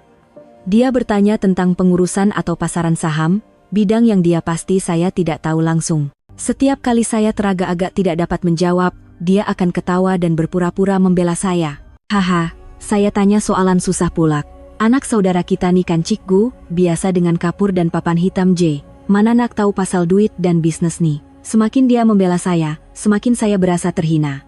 Dia sedang melabelkan saya sebagai seorang wanita biasa yang jahil, yang langsung tidak layak berada di majelis itu. Dan akhirnya, rancangan terakhirnya yang paling jahat terbongkar. Apabila saya pergi ke tandas dan melalui satu sudut koridor yang sunyi, saya terdengar perbualannya dengan seorang rakan kongsi. Dia sedang bercakap tentang saya dengan suara yang penuh simpati palsu. Sebenarnya, kesian juga budak tuh. Dibesarkan dalam kemiskinan, kebetulan jumpa mukris masa dia hilang ingatan dan tak ada apa-apa. Itulah jodoh agaknya. Dah dia jaga anak saudara saya beberapa tahun, patutlah dia dapat balasan macam nih sekarang. Anda faham maksud tersiratnya? Dia sedang menanamkan idea di dalam kepala orang lain bahwa saya seorang kaki kikis. Bahwa saya tidak mempunyai cinta yang tulus terhadap mukris, tetapi hanya seorang oportunis yang menggunakan lelaki yang hilang ingatan untuk mengubah nasib. Dia sedang merendahkan kisah cinta dan pengorbanan saya menjadi satu urus niaga yang diperhitungkan. Saya berdiri di sebalik dinding, merasakan seluruh badan saya menjadi sejuk. Inilah tujuan sebenarnya, dia mahu menghancurkan bukan sahaja imej saya, tetapi juga kepribadian saya di mata keluarga Kencana dan dunia korporat. Dia mahu semua orang percaya saya tidak layak berada di sini, karena orang yang tidak layak tidak akan dapat bertahan lama. Saya sedar, perjuangan saya baru sahaja bermula, dan musuh saya bukanlah ibu mentua yang tamak atau maklong yang bermulut celupar, tetapi seekor musang tua yang licik dan pandai bermain kata. Malam itu, majelis berakhir dengan kepuasan Pak Ngah Rashid dan kehinaan saya. Apabila kembali ke bilik, saya berasa lebih letih dan sunyi berbanding sebelum ini. Saya pikir dengan terlepas dari penghinaan ibu dan maklong, saya akan menjadi tenang. Tetapi tidak. Saya telah melarikan diri dari sebuah sangkar kecil untuk masuk ke dalam sangkar yang lebih besar dan mewah, tetapi jauh lebih berbahaya dan menyesakkan. Pisau di sini tidak lagi kelihatan. Ia adalah kata-kata manis dan senyuman mesra, tetapi daya pemusnahnya jauh lebih dalam dan kejam. Saya berbaring di atas katil yang besar dan menangis dalam diam. Saya merindui rumah tres usang kami, merindui meja makan ringkas yang dipenuhi gelak tawa anak-anak. Selama beberapa hari selepas itu, Pak Ngah Rashid berpura-pura lebih mengambil berat tentang saya. Dia membelikan saya buku-buku tentang etiket kelas atasan, dan mengupah guru pribadi untuk mengajar saya tentang seni dan wain. Secara luaran, ia kelihatan seperti bantuan yang ikhlas, tetapi saya tahu dia mau lebih menonjolkan kejanggalan dan kekampungan saya. Setiap kali saya membuat kesilapan, dia tidak pernah menyalahkan, tetapi akan ketawa dan berkata, tak apa, perlahan-lahan nanti biasalah. Toleransinya memberikan tekanan yang lebih besar daripada cemuhan. Saya terpaksa hidup dalam keadaan sentiasa berjaga-jaga, sentiasa berusaha untuk tidak membuat kesilapan. Saya menjadi semakin pendiam dan kehilangan senyuman. Seperti burung dalam sangkar emas, saya makan makanan yang lazat dan memakai pakaian yang cantik, tetapi saya telah lupa cara untuk menyanyi. Semasa saya keliru, satu perubahan ajaib mula berlaku kepada suami saya, Mukhris. Dia menerima rawatan daripada pasukan perubatan terbaik, termasuk pakar neurologi yang dijemput khas oleh bapak mentuanya dari luar negara. Mereka menggunakan terapi terkini yang menggabungkan obat-obatan, fisioterapi, dan terapi psikologi. Pada mulanya, kemajuannya perlahan. Dia masih kurang bercakap, dan ingatannya masih kosong. Tetapi akhirnya, kepingan pertama mula muncul. Semuanya bermula dengan mimpi. Dia sering terjaga di tengah malam, bermandi peluh. Apabila saya bertanya dengan cemas apa yang berlaku, Dia hanya berkata dia melihat adegan-adegan yang sangat menakutkan. Sebuah kereta hitam yang memecut laju di jalan gunung yang bengkang-bengkok. Lampu besar sebuah lori yang menyuluh tepat di hadapannya. Bunyi logam bergesel dan kaca pecah yang memekakkan telinga, dan rasa badannya terpelanting dari sesuatu. Mimpi itu menjadi semakin jelas dan nyata dari hari ke hari, dan dia mula mengalami sakit kepala yang teruk. Dokter mengatakan itu adalah petanda yang baik. Otaknya telah memulakan proses pemulihan, dan semasa sedar, kepingan-kepingan ingatan juga mula kembali. Pernah sekali, semasa melihat sebuah bangunan pencakar langit di televisi, dia tiba-tiba berkata, "Reka bentuk sudut itu tak rasional. Ia akan beri tekanan angin yang sangat besar pada struktur kaca." Selepas berkata begitu, dia tergamam, tidak faham mengapa dia boleh menyebut istilah teknikal pembinaan seperti itu. Pada hari yang lain, semasa Pak Din melaporkan tentang satu proyek hartanah, dia tiba-tiba mengerutkan dahinya. Tak boleh bina pusat beli belah kat situ. Dari segi Feng Shui, aliran airnya tersekat. Tak akan dapat tarik pelanggan. Bapak mentua dan Pak Din memandang satu sama lain dengan mata yang bercampur antara terkejut dan gembira. Wajah Tengku Mukhris sebagai seorang arsitek dan ahli perniagaan yang berkaliber, perlahan-lahan kembali. Dan hari yang dinanti-nantikan tiba. Hari itu, saya sedang berjalan-jalan dengannya di taman. Seorang orang gaji secara tidak sengaja menjatuhkan sebuah pasu seramik, bunyi perang yang nyaring bergema. Pada saat itu, Mukhris tiba-tiba memegang kepalanya. Dia jatuh melutut dan menjerit kesakitan. Seluruh badannya mengalami kekejangan.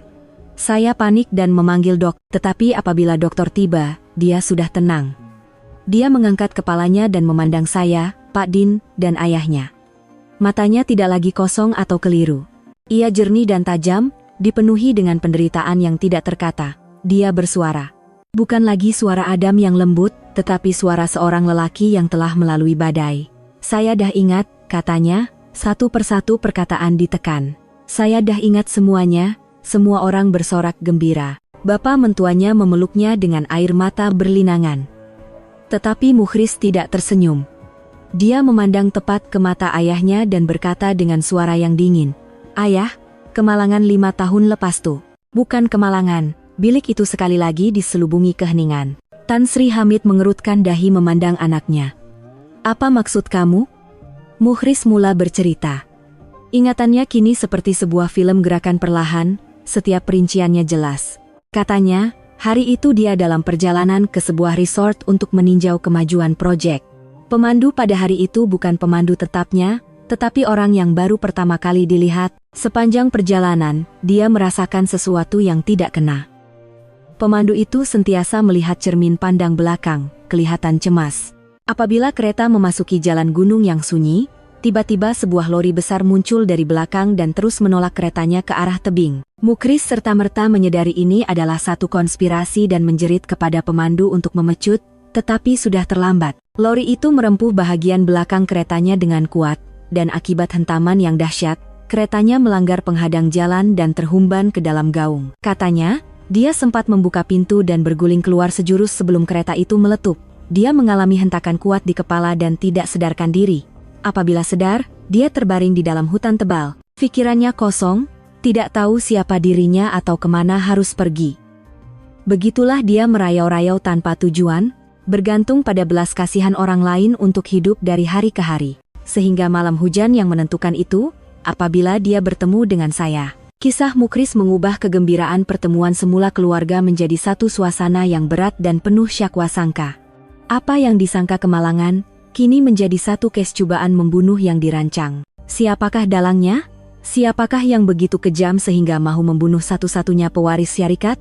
Bapak mentua saya, Tan Sri Hamid, adalah orang yang paling terkejut. Wajahnya menjadi tegang, dan matanya mengecil, tenggelam dalam pemikiran yang mendalam. Dia adalah musang tua dalam dunia korporat. Dia tahu, dalam dunia kuasa dan uang, tiada apa yang mustahil.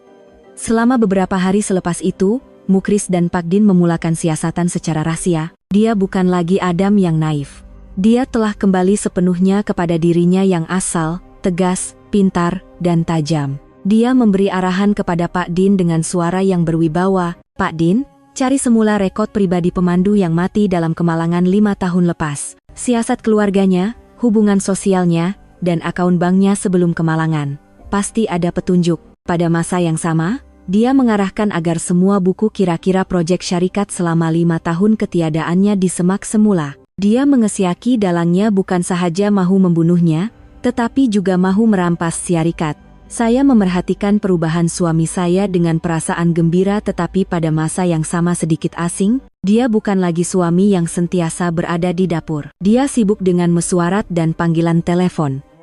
Tetapi setiap malam apabila kembali ke bilik, dia menjadi Adam saya semula. Dia akan memeluk saya, menggenggam tangan saya dengan erat dan berkata, "Terima kasih, Aisyah. Tanpa awak, saya mungkin dah tak ada di dunia ni. Awak dan anak-anak adalah sebab kenapa saya perlu jadi kuat, kenapa saya perlu bongkarkan kebenaran." Kata-katanya menghangatkan hati saya. Saya tahu, tidak kira siapa dia, Adam atau Tuan Muda Tengku Mukhris, hatinya terhadap saya tidak pernah berubah.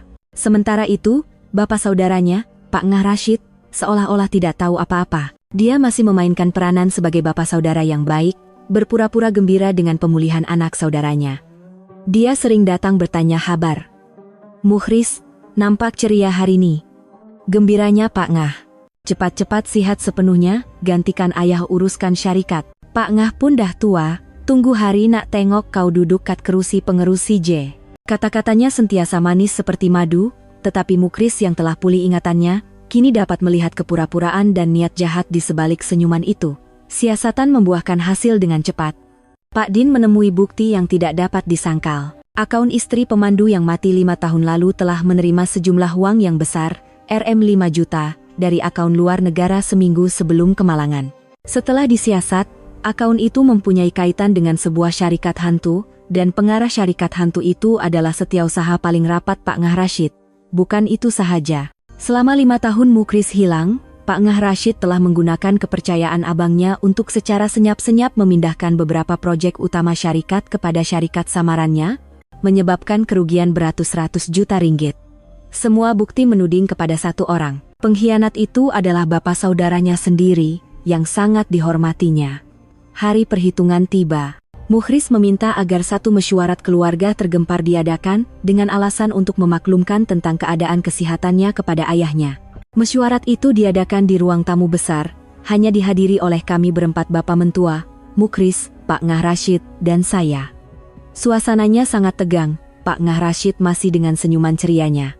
"Mukhris, ceritalah sikit berita baik," kata Pak Ngah dengan ayah. "Dah sihat sepenuhnya, kan?" Mukhris tidak terus menjawab. Dia bangun dengan tenang dan berjalan ke proyektor yang telah disediakan. Apabila dia memasang pemacu USB, imej pertama yang muncul di skrin besar ialah wajah pemandu yang telah mati.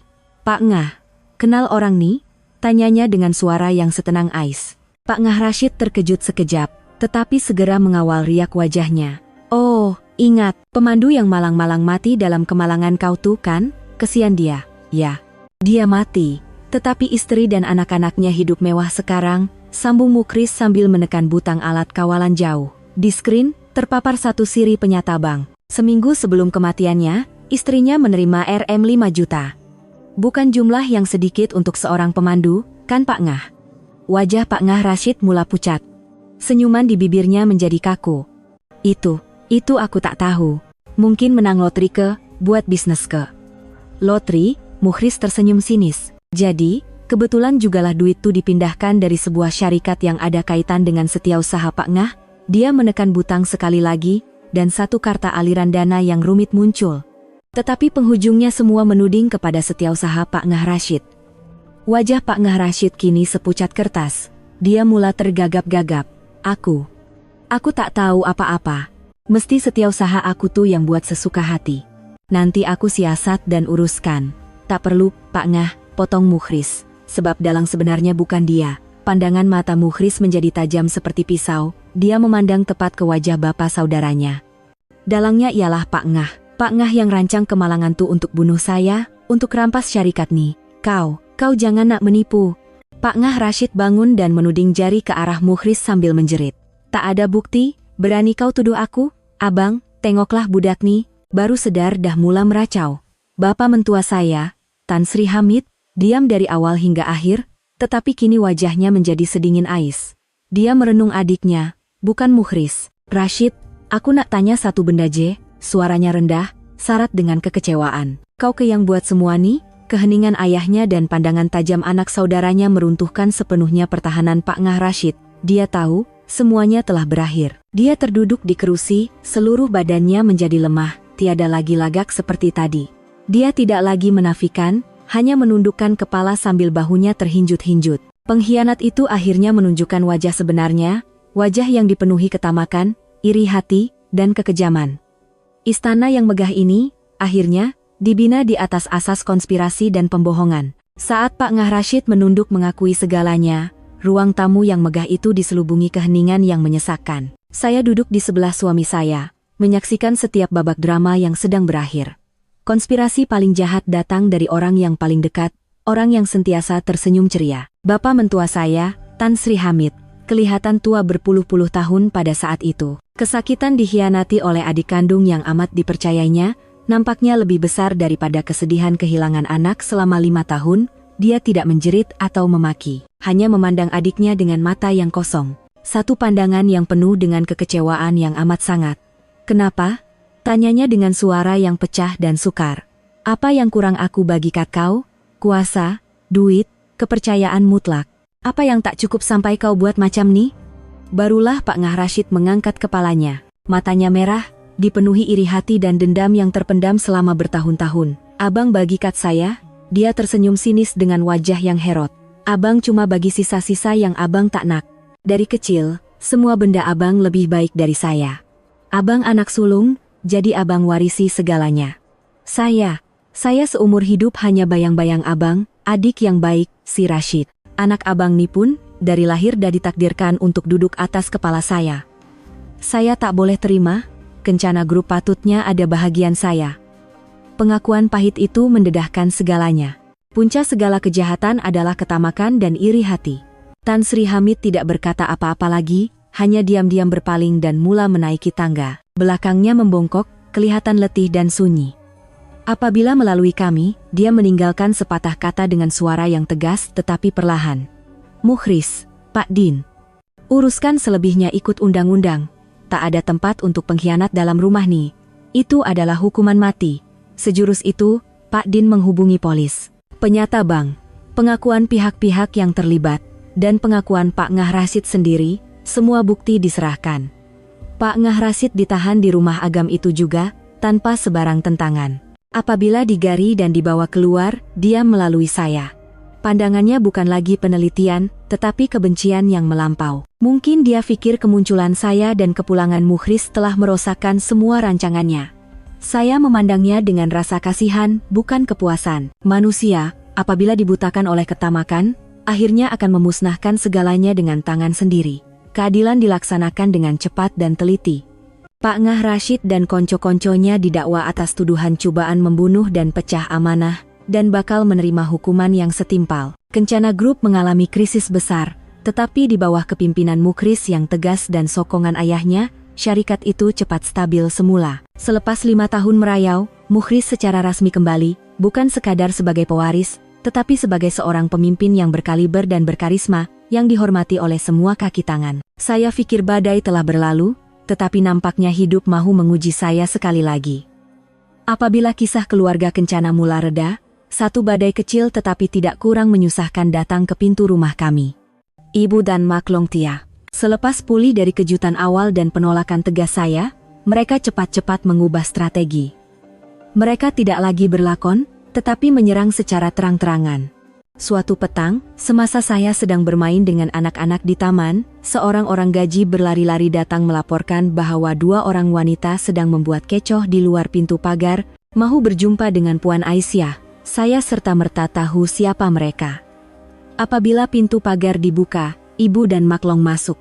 Penyata bang, pengakuan pihak-pihak yang terlibat, dan pengakuan Pak Ngah Rashid sendiri, semua bukti diserahkan.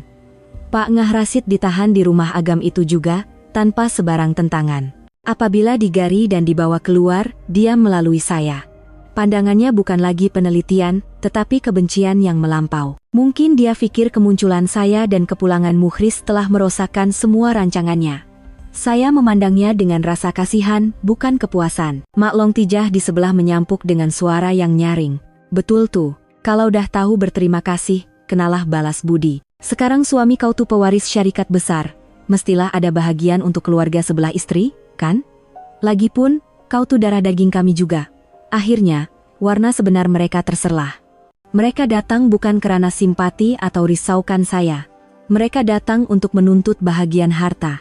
Satu pandangan yang penuh dengan kekecewaan yang amat sangat. Kenapa? Tanyanya dengan suara yang pecah dan sukar.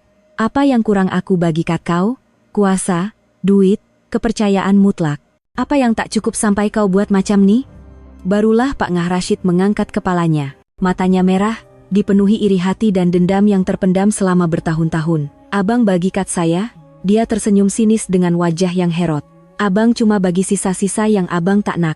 Saya tak akan lupa janji temu yang saya dipaksa pergi, penghinaan sanak saudara yang Mak dan Maklong galakkan. Dan pada hari kenduri ulang tahun Mak, saya tak akan lupa wajah puas Mak melihat Maklong melemparkan uang ke muka suami saya. Wajah ibu dan Maklong menjadi pucat. Mereka tidak sangka saya akan mengungkit kembali perkara itu dengan begitu terus terang. Saya menyambung. Suara saya masih tenang, tetapi setiap perkataan seperti pisau.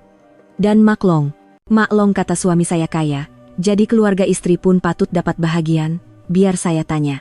Selama 5 tahun kami suami istri hidup melarat di rumah Teres Usang, pernah tak Maklong bagi kami beras secupak atau sayur seikat? Selama 5 tahun suami saya dicaci sebagai parasit oleh orang ramai, pernah tak Maklong bela dia walau sepatah kata?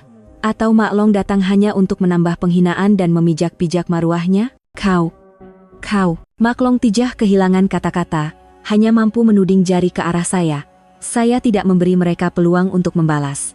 Saya memandang tepat ke mata ibu, dengan pandangan yang bukan lagi ketakutan, tetapi keazaman seorang dewasa yang matang. Mak, harta keluarga Kencana adalah hasil titik peluh mereka. Apa yang saya nikmati sekarang adalah karena saya istri Mukhris, karena saya bersama dia melalui zaman paling sukar, dan tidak pernah meninggalkannya walau sesaat. Saya layak mendapat apa yang saya ada. Tapi Mak dan Maklong, apa yang kamu berdua buat? Hanya mengkritik dan mencaci dari luar. Dengan kelayakan apa kamu datang ke sini dan membuat tuntutan seperti ini? Saya berpaling dan memberi isyarat kepada orang gaji. Hantar mereka berdua keluar. Dan beritahu mereka, mulai hari ini, jangan datang mengganggu kehidupan keluarga kami lagi kecuali ada hal yang benar-benar penting. Saya berkata dengan tegas, kemudian mendukung anak perempuan saya, berpaling, dan masuk ke dalam rumah, tanpa menoleh sekalipun. Di belakang saya, kedengaran jeritan ibu. Kata-kata kesat dan ungkitan tentang jasa membesarkan saya. Tetapi suara-suara itu tidak lagi sampai kepada saya.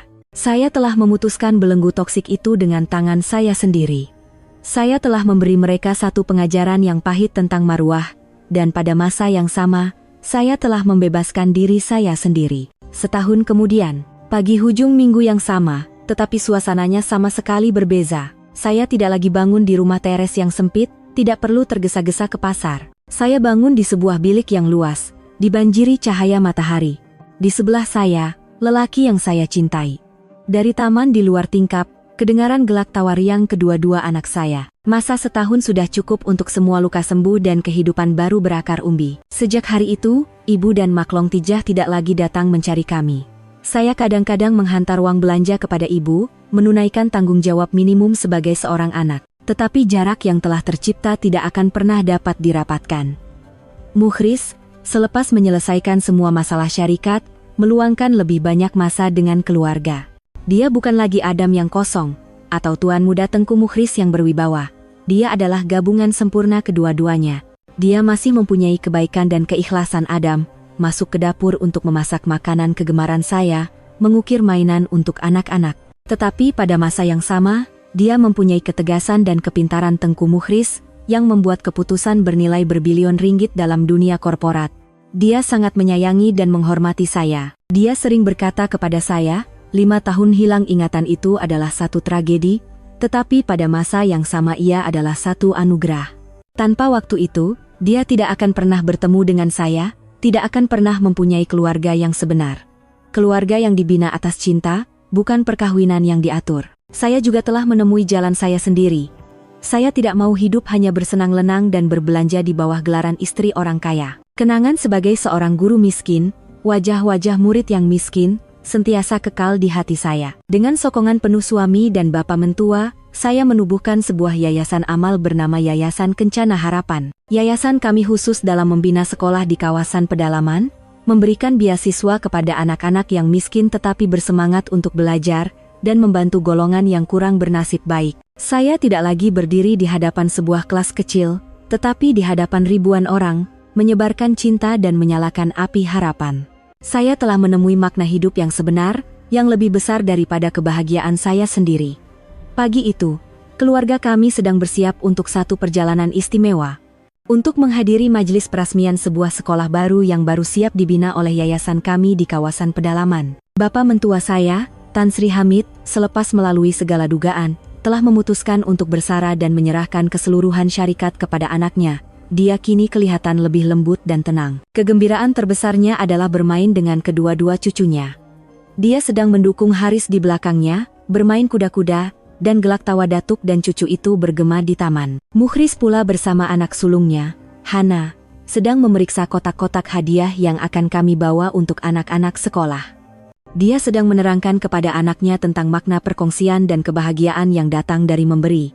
Anaknya mengangguk, matanya yang jernih bersinar dengan kegembiraan. Saya memandang keluarga yang saya sayangi dari jauh, dan hati saya dipenuhi kebahagiaan. Hidup saya telah melalui satu perjalanan yang luar biasa. Dari seorang anak darah tua yang dipulaukan oleh keluarga, kepada menjaga seorang gelandangan, dan akhirnya menjadi istri seorang taikun. Tetapi harta yang paling berharga yang saya perolehi bukanlah uang atau status, tetapi keluarga ini. Keluarga yang dibina atas cinta, persefahaman, dan pengorbanan yang tulus. Saya mendekati dan memeluk suami saya dari belakang. Dia berpaling, tersenyum, dan memberikan satu ciuman hangat di dahi saya. "Dah siap?" tanyanya. Saya mengangguk dan memeluknya lebih erat. "Ya, dah siap. Saya sudah bersedia untuk memulakan satu perjalanan baru. Bukan lagi sebagai mangsa takdir, tetapi sebagai penulis kisah kebahagiaan saya sendiri." Para pelanggan yang dihormati, begitulah berakhirnya perjalanan Aisyah dan Mukhris yang penuh liku tetapi ajaib. Apabila kita menutup lembaran terakhir kisah ini, mungkin ada pelbagai perasaan yang sukar diungkapkan di dalam hati kita. Kepuasan apabila orang jahat menerima balasan, kekaguman terhadap cinta yang teguh, dan satu renungan mendalam tentang kehidupan kita sendiri. Kisah ini bukan sekadar dongeng modern tentang Cinderella dan Putra Raja. Secara lebih mendalam, ia adalah satu pujian kepada nilai sebenar manusia dan kekuatan hati yang baik. Pengajaran pertama dan paling mendalam dari kisah ini ialah, jangan sekali-kali menilai seseorang dari penampilan luaran sahaja. Masyarakat kita kadang-kadang terlalu mudah melabelkan orang lain. Kita menilai nilai seseorang berdasarkan pakaian yang dipakai, rumah yang didiami, atau pekerjaan yang dilakukan. Di mata ibu dan maklong Aisyah, serta di mata dunia, Mukhris hanyalah seorang pengemis, parasit yang tidak berguna. Mereka hanya melihat penampilan luarannya yang compang-camping dan kotor, dan langsung tidak dapat melihat permata berharga yang tersembunyi di dalamnya. Mereka mengukur satu jiwa dengan kayu ukur materialistik yang cetek, dan akhirnya menolak harta karun itu dengan tangan mereka sendiri. Sebaliknya, Aisyah yang berhati mulia, dapat melihat lebih daripada penampilan luaran. Dia tidak melihat seorang pengemis, tetapi seorang manusia yang memerlukan bantuan. Dia tidak mendengar umpatan, tetapi mendengar suara hati nuraninya. Dan kebaikan tanpa pamrih itulah yang membawanya kepada anugerah terbesar dalam takdirnya. Ini mengingatkan kita semua untuk belajar melihat orang dengan hati, bukan dengan mata. Seseorang mungkin miskin dari segi material, tetapi boleh menjadi sangat kaya dari segi kepribadian, kebijaksanaan, dan cinta. Jangan tergesa-gesa menghakimi atau menghina, mungkin Anda sedang melepaskan peluang untuk bertemu dengan satu jiwa yang mulia. Pengajaran kedua ialah tentang kekuatan ketabahan dan kepercayaan pada diri sendiri. Watak Aisyah mewakili ramai wanita dalam masyarakat kita. Mereka yang menderita di bawah tekanan prasangka dan paksaan. Anak darah tua, bom jangka label-label kejam ini hampir menenggelamkannya dalam payah keputusasaan. Tetapi walaupun dalam saat paling gelap, dia mempertahankan prinsip dan marwahnya. Dia tidak menerima perkawinan yang seperti urus niaga, dan tidak menjual kebahagiaannya untuk memuaskan hati orang lain. Dan apabila dia menemui cinta sejati, tidak kira siapapun orangnya, dia dengan berani mempertahankannya walaupun ditentang oleh seluruh keluarga dan dicerca oleh masyarakat. Ketabahan Aisyah membuktikan satu perkara, kebahagiaan Anda tidak terletak di hujung lidah orang lain, tetapi dalam pilihan hati Anda sendiri. Jangan biarkan prasangka masyarakat menentukan siapa Anda. Jangan sekali-kali melepaskan hak Anda untuk mencintai dan dicintai, untuk menjalani kehidupan yang Anda inginkan. Apabila Anda percaya pada nilai diri Anda dan berani berjuang, Anda akan mempunyai kekuatan untuk mengharungi segala badai. Dan mungkin pengajaran yang paling menusuk kalbu adalah tentang keluarga. Kisah ini menggambarkan dua gambaran keluarga yang sangat berbeza. Di satu pihak, keluarga Aisyah, di mana ikatan darah menjadi alat untuk mencaci, memaksa, dan menuntut. Ibu dan maklongnya, atas nama kasih sayang, memberikannya luka yang paling dalam. Mereka lebih menyayangi marwah palsu mereka daripada kebahagiaan anak sendiri. Ini menunjukkan bahwa ikatan darah tidak semestinya bermakna saling menyayangi tanpa syarat. Keluarga yang toksik, walaupun sedarah, boleh menjadi penjara yang mengurung dan memusnahkan hidup seseorang. Tetapi pada masa yang sama, kisah ini menunjukkan satu lagi gambaran keluarga yang indah. Rumah kecil yang dibina oleh Aisyah dan Mukhris dengan tangan kosong di tengah-tengah umpatan. Di situ tiada kemewahan material, tetapi penuh dengan hormat, persefahaman, dan pengorbanan dalam diam. Mukhris, walaupun tidak mengingati siapa dirinya, secara naluri melindungi dan menjaga istri dan anak-anaknya. Aisyah, di bawah segala tekanan, dengan teguh mempertahankan suaminya. Mereka membuktikan bahwa keluarga sejati dibina atas cinta, bukan ikatan darah. Di mana ada perkongsian dan hormat, disitulah rumah. Akhir sekali, kisah ini adalah satu kesaksian yang tegas tentang hukum karma. Mereka yang hidup dengan keegoisan, ketamakan, dan niat jahat, seperti Pak Ngah Rashid serta ibu dan maklong Aisyah, akhirnya akan membayar harga yang mahal. Mereka kehilangan kuasa dan uang, dan yang paling penting, kehilangan hormat daripada keluarga dan orang sekeliling. Sebaliknya, Aisyah dan Mukhris, yang menanam benih kebaikan dan hidup dengan cinta yang tulus, akhirnya menuai buah yang manis. Kebahagiaan bukanlah satu kebetulan, tetapi hasil daripada proses memupuk dan mempertahankan nilai-nilai yang baik. Hiduplah dengan baik tanpa berkira, dan berilah kasih sayang. Alam semesta sentiasa adil, apa yang Anda berikan, pasti akan kembali kepada Anda dalam apa jua cara. Kita semua, dalam hidup, kadang-kadang akan berasa kerdil dan sesat. Ada kalanya kita terpaksa berhadapan dengan prasangka dan ketidakadilan. Apabila itu berlaku, ingatlah kisah Cikgu Aisyah. Selagi Anda menyimpan api kebaikan dan kepercayaan pada diri sendiri di dalam hati, tidak kira siapa Anda atau di mana Anda berada, Anda mempunyai kekuatan yang cukup untuk mengatasi segalanya dan mencari kebahagiaan yang sejati. Terima kasih yang tidak terhingga kepada para pelanggan yang sudi mendengar hingga ke akhir. Jika kisah dan pengajaran ini menyentuh hati Anda, jangan teragak-agak untuk menekan butang langgan saluran ketenangan senja, dan bantu kami menyebarkan nilai-nilai murni ini kepada lebih ramai orang dengan menekan butang suka dan berkongsi. Sokongan Anda adalah pendorong terbesar bagi kami untuk terus menyampaikan kisah-kisah yang bermakna dan mendalam. Selamat tinggal, dan kita berjumpa lagi dalam kisah seterusnya.